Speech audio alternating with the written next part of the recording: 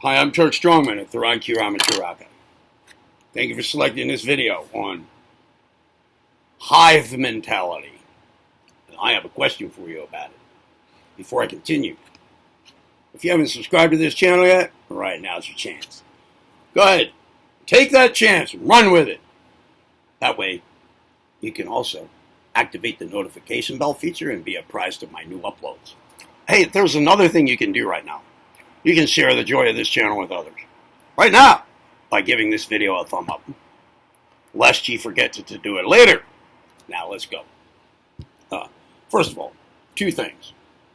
You see this feather? The long one? What kind of a feather that is?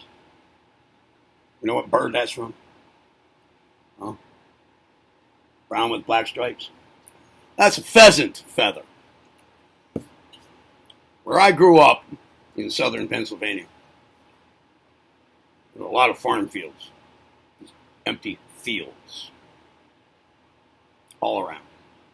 And they were, in the summer, the fields were covered with pheasants. You might be able to look off to the left, you know, on some back road, just down the street, down the road from where I live, where I grew up. And just look to the left, there's a field, and you know, the field has a rise in it, and then it drops off into the distance where you can't see. And so just to the rise, there might be 80 pheasants. Now, how many there are now? I mean, these feathers used to just be everywhere. I picked this one up when I was a kid. This one right here. I kept it. I kept it because I figured that someday there may be no more pheasants around. So, do you know how many there are around here now? None. None. None. There aren't any. They got hunted out. People shot them like crazy. They wanted to have pheasants for dinner. Oh, big whoop, right? I guess the excuse was, well, the place is overrun with them. They're an annoyance. Well, where are you going to find a pheasant feather now? All right, number two. You see all this hair down here? Isn't it gorgeous? Isn't it just beautiful? Old man neck hair left to grow just out of control. Isn't it just beautiful? I'm like a wolf man now. Isn't it gorgeous? Isn't it, if you're a woman, isn't that just sexy? And guys, don't you just wish you had that? It's like a neck beard, a neck stash. You know, I can make it go over and then curl downward, you know, like a mustache, you know? Yeah, how about that? Huh? What do you think? You like that? No, it's disgusting. All right. Now, bugs. The question is, do you think that overall, what happens, I'm talking about insects that have like a hive mentality thing, like ants, bees, especially bees, cockroaches, flies, that, you know, at least apparently have a hive mentality sort of thing. And it's like you see one fly, you've seen them all. I don't know how they can tell who's who from one another. Ants, same thing. They all seem to know what each other's doing. Bees. What else? Cockroaches, German cockroaches, when there are a lot of them. The question is, do you think that they, as a whole, let's say, all right, look, here. Biologically, my body is an organism, right? It's made of organs.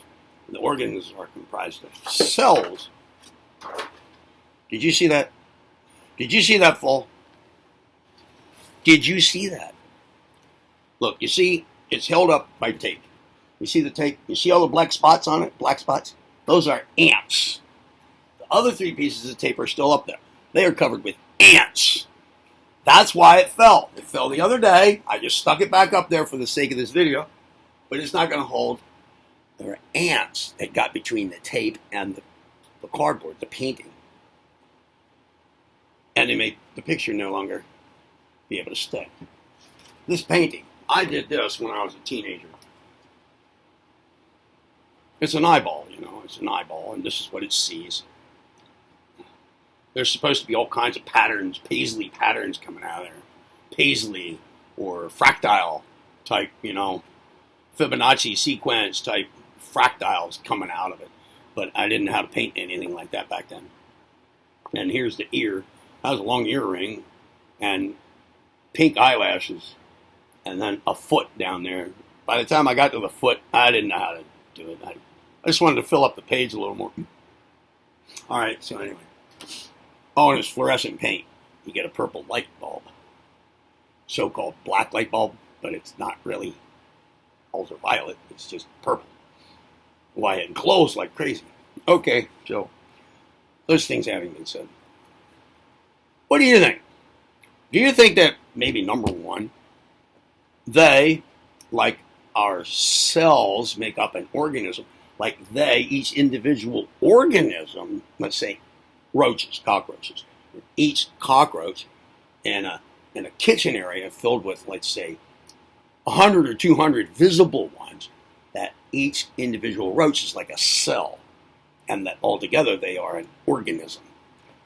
Do you think that organism might be able to get mental impressions from human beings and respond to them all at once? Each cell or roach, all as one, together, all 100 of them, let's say, respond to human intentions regarding them by receiving mentally somehow that organism, which is tons of organisms really, but that hive mentality, that group mentality, mind, roach mind, the local, kitchen area, roach mind, pick up on it and react to it all at once? Do you think so? Another question, like part B, that's part one of the question. Part B, or part two of the question. Do you think that what happens to one of them might be known somehow by the entire organism, or by the whole bunch, the whole swarm, or whatever it is, the whole hive thing, the whole bunch of them? Do you think so? Those are the questions. In other words, are they all somehow mentally connected to one another in a very overt manner? Sort of like we like to think we all are, but as far as we can tell, we're all totally isolated from one another.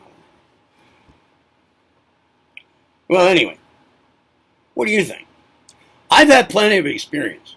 I did experiments with cockroaches in New York City a long time ago.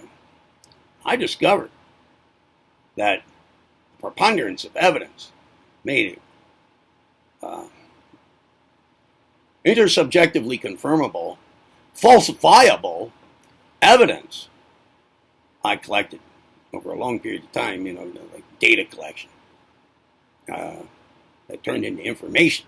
The information which indicated to me that roaches, cockroaches, individually, which would mean if they are in a collection of roaches all in one area, then the whole of them knew my intentions as though reading my mind regarding them. And Lord knows what else regarding what else, but at least with respect to them, they knew. I also found that probably, this was not so certain, but probably I could affect their behavior with my mind, with my own mental activity. Now, right now I have a lot of flies in the house, a lot of flies, because some garbage got left unattended, in the bathroom, and then in the bedroom, and then in the kitchen. Now there are flies. Might, let's say, if I kill one, are the rest aware of that? Even without having watched it happen? They probably don't even understand what the hell they're seeing if they see that, but who knows? Who knows?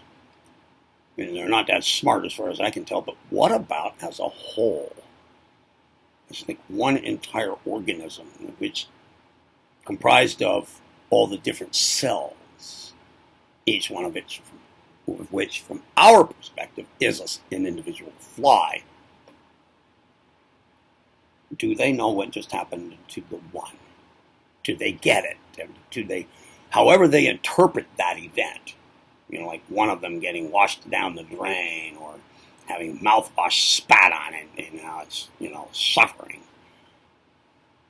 or swatted. Do the rest get a clue without having seen it happen? Let's say they're flying the other way. Who knows? They probably have 360 vision, but what with all those eyelets making up an eye on the side of the head, big bulbous thing, they probably see all around them, but I'm not counting that. Let's say their eyelids were closed and it happened. Do the rest of them know about it?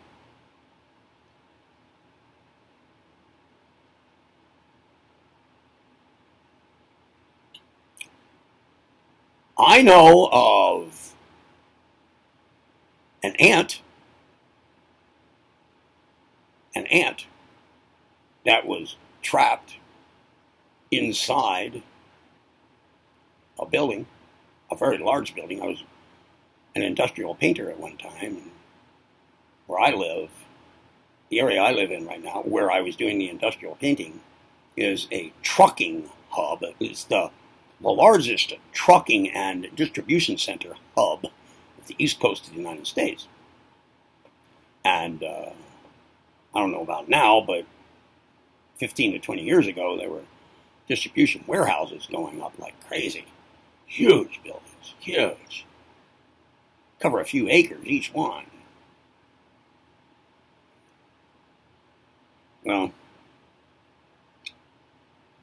so there is a point at which pretty much all there is to the building is a concrete box, huge box, right? Thousands of square footage, floor space.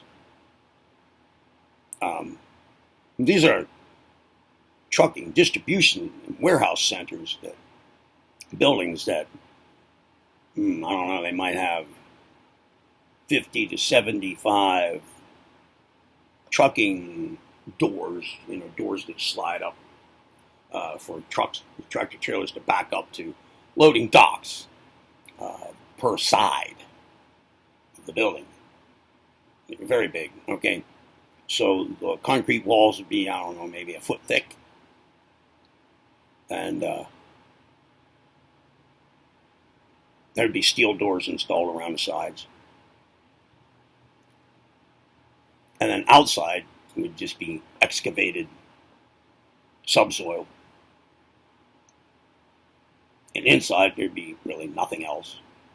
And it'd be my job to paint the walls or paint the steel beam stanchions that support the roof. And there's nothing else in there right then. It's all under construction. Okay. I know of an ant that was hovering around a little piece of, like, I don't know, cheese cracker pushed up against the wall along the edge of the floor. There was an ant. And I guess it had its fill of food. Hey, come on, lighting.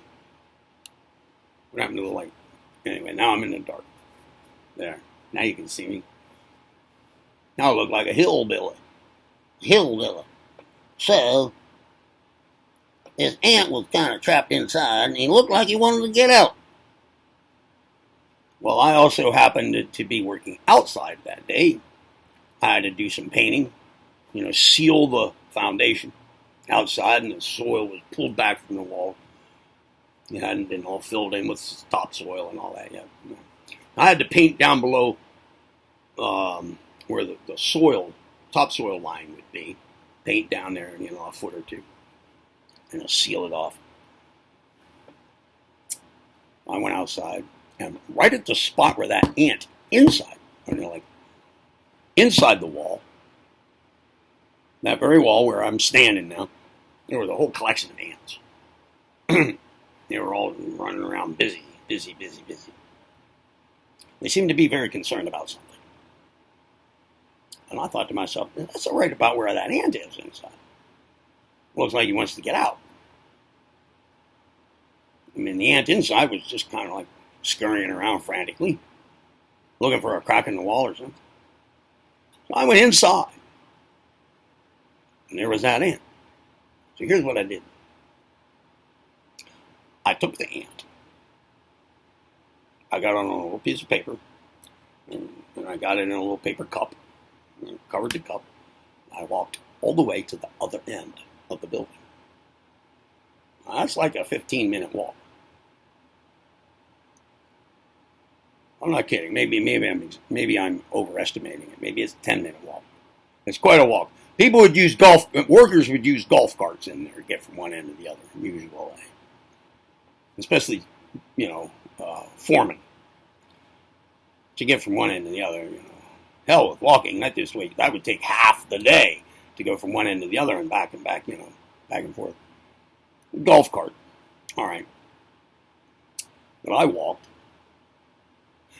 And I dropped the ant off at the other end of the building, right by the wall.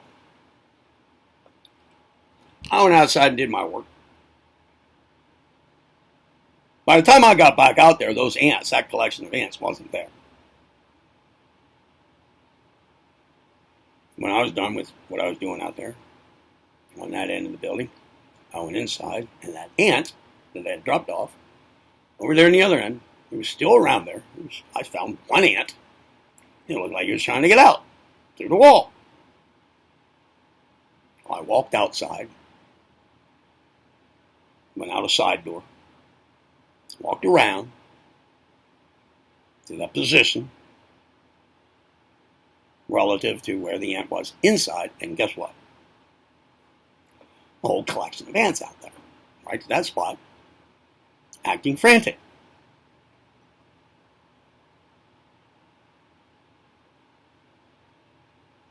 So I moved the ant to another location along that same side. And it happened again. It only took about 20 minutes for the same effect to happen. So, apparently, you see, now, this was 3 in a row.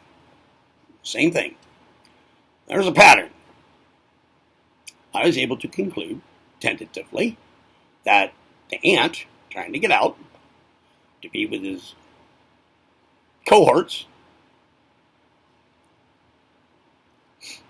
his associates, his colleagues,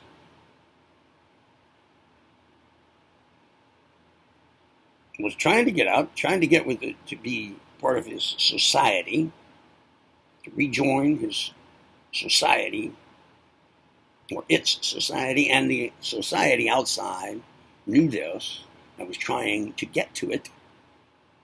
They were trying to get together. They were trying to rejoin forces. The whole bunch of them were out to save one ant, one of themselves.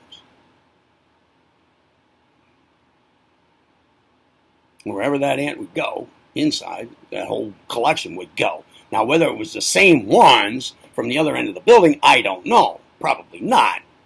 I don't think they all had enough time to get over to the other end of the building. I mean, I was probably walking a lot faster than they were, but who knows? Ants can go pretty fast. It might have been the same group. I don't know. But it was a group, nonetheless. Now,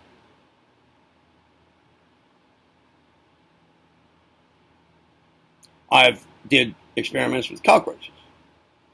Similar affairs took place, except it had to do with my intentions toward them. And I found out through a lot of experimentation, And it took waiting for the right opportunities to do an experiment. But I learned that in New York City, the roaches,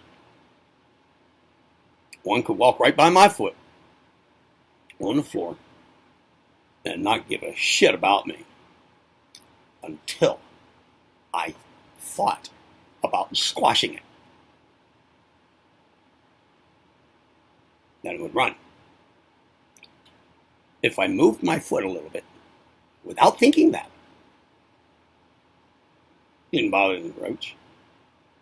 But if I even twinged my knee a little bit with that thought, it would run. This happened over and over and over. I could walk into the kitchen of my apartment where there'd be just tons of cockroaches all over the sink stove area. The sink cupboard stove area. If I just walked in, turned on a light, went about my business, they wouldn't run. They'd be all over the place. If I looked at them with no thought of harm to them, it didn't bother them. The moment I thought of doing something about it, or if I would walk into the kitchen and switch on a light and see them and jerk my head over and thinking, oh, these bastards, they would scatter without a traffic jam, and they would be gone from sight. All of them within a second. Just gone. I might see where one or two went to, but the rest, I couldn't watch all of them at one time. But they would just scatter and be gone. It was like they all knew to run at the same time. And they all knew where to go individually without running over each other, without banging into each other, without stumbling over one another. They all acted like one organism, getting the hell out of there without a problem, without a hitch, without a glitch.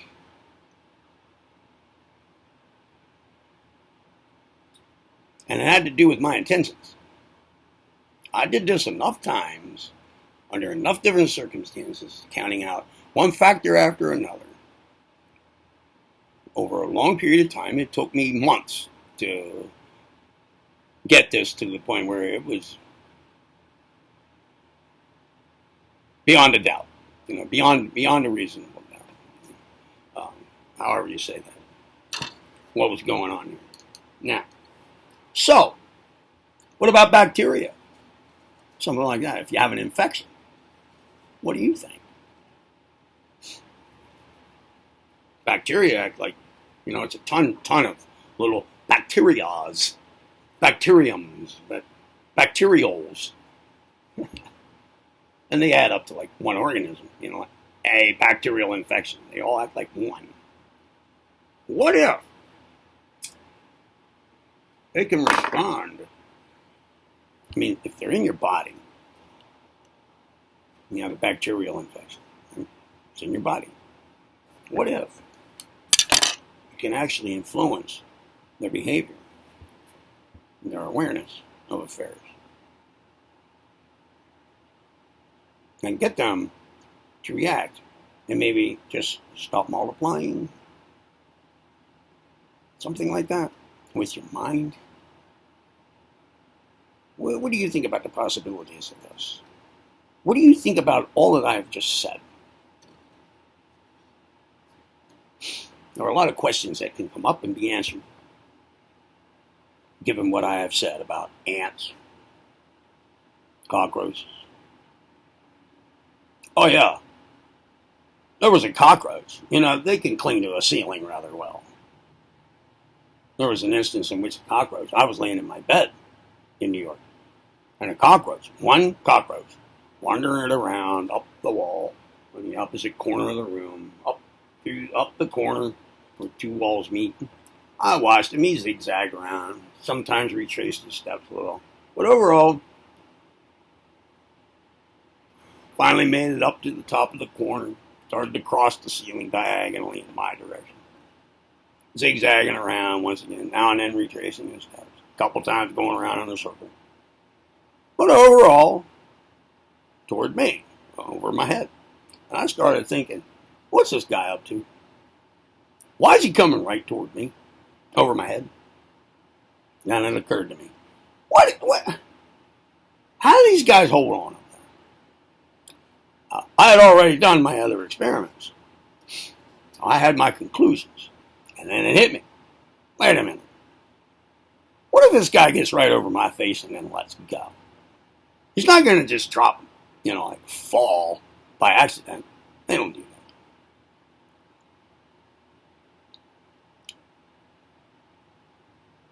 What if that's what's on his mind? And then it hit me like, uh-oh, what if that wasn't on his mind? But now it is because I thought of it.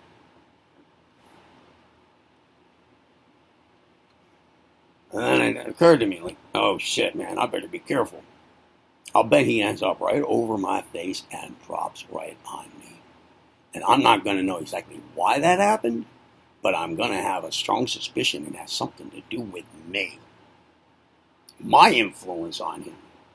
Whether this whole plan of his started with me or started with him.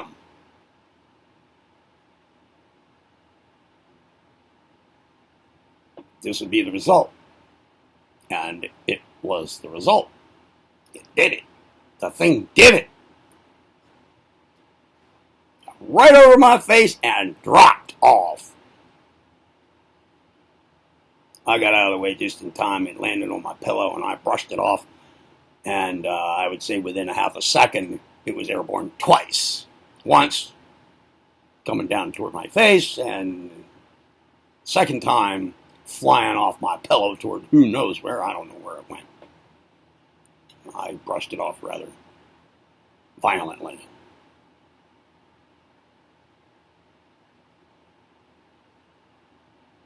So I have my ideas about the answers to these questions. I want to know yours. What do you think? Can they do this stuff? Do they have this link with each other? And do they have this link with our minds? And do they all together have this link with our minds? Either individually or as a whole in a local area. Do they? And if they do, can we use this to our advantage in our own lives? Especially with respect to our organisms, our bodies, in connection with their presence, inside our bodies or outside. Can we use this? This is something that's worth further thought. You let me know in the comments below. If you like this video, give it a thumb up. If you didn't like it, give it a thumb up anyway. What kind of a feather is that? Pheasant. And this is just so beautiful, isn't it? No, it's horrible. But I don't care. I'm over 65 years old. August 1st, I'll be 66. What do you think of that? 66. I liked it better when I was 36. Because I could apply a Brooklyn accent, and the people asked me, hey, how old are you? I could say, 36. 36. 30, like 36. 36. I'm 36. But now it's 66. It's not even really a phrase. 36. 36. Well, how old do you think I am? I'm 36. Yeah, that's right. 36. So there you go. And we'll talk to you later, guys. All right now? Happy farming. Subscribe, get notified, share the joy of the channel with others, thumb up. Thanks for selecting this video. I'm Turk Strongman at Tharanki Ramatraka. Be well.